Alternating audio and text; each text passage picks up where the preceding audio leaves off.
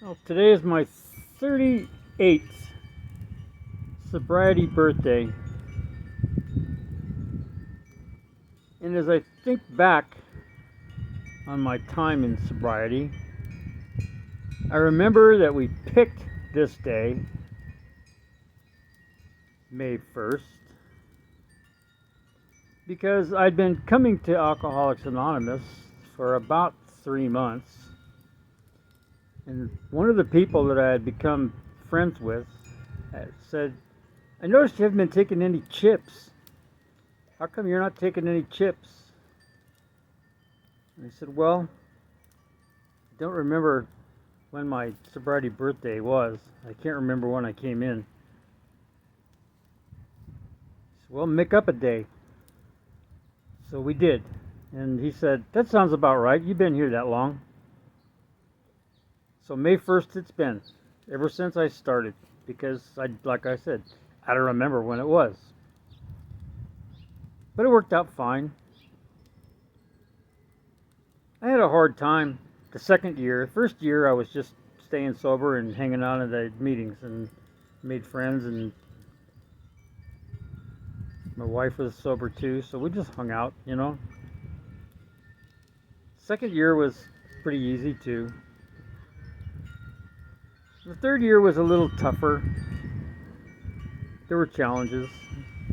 I don't really remember exactly what they were, but I hadn't taken the steps yet either. And then my issue with that was the third step said, "Turn your will and your life over to the care of God as you understood Him."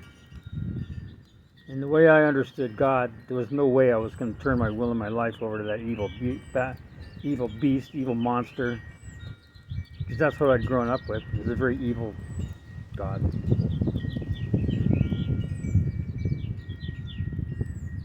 But about 5 years into my sobriety, my sponsor suggested to me, I guess is what you would really say, that I pick something and ask God to help me with it. And as silly as it seems, I had a project to do. I needed a piece of plywood and I didn't have any money. I should have had money, but my wife spent it faster than I could make it. So I went down towards Home Depot, $6 in my pocket, hoping I could get at least a half a sheet, maybe a quarter sheet, just enough to do the project I had to do.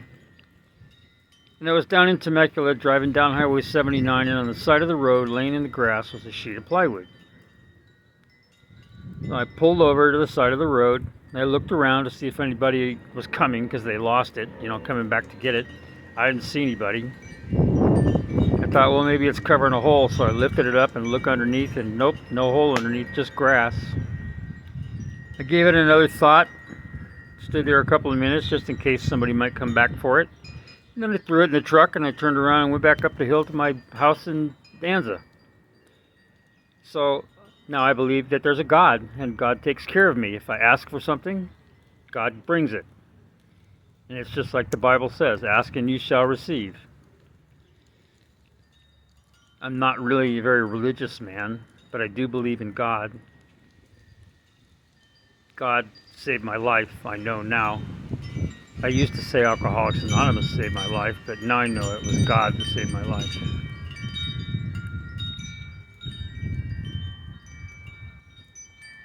I had a hard time at 7 years. Don't know what it was, I just didn't feel right about myself. I had a hard time at 21 years.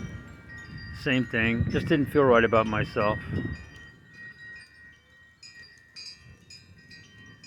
I've been divorced, lost access to my kids, lost my ranch, ended up living in my truck,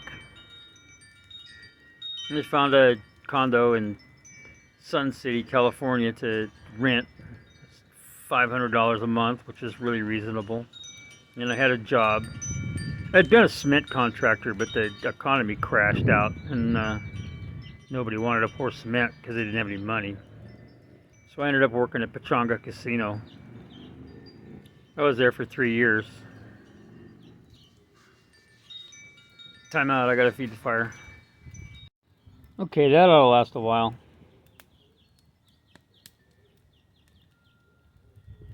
Well, I eventually came back to Long Beach because my mother needed help.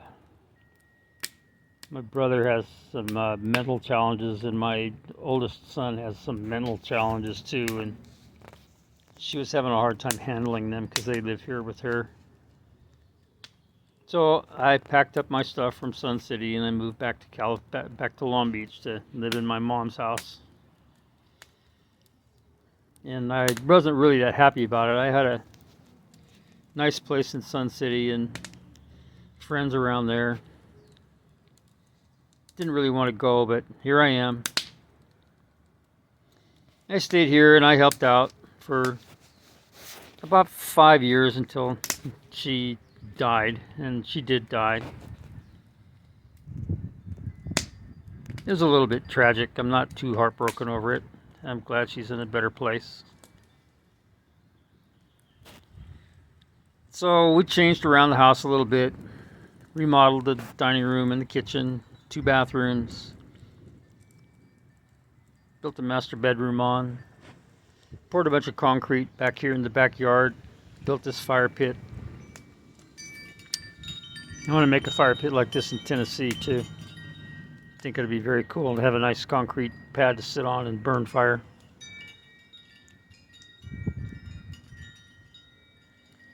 I'm always building stuff like these chairs. And you guys know I have a cabin out there in Tennessee.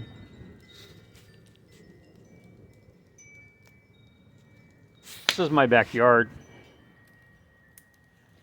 I've got a plum tree and an apricot tree. Another apricot tree. And over here I'm growing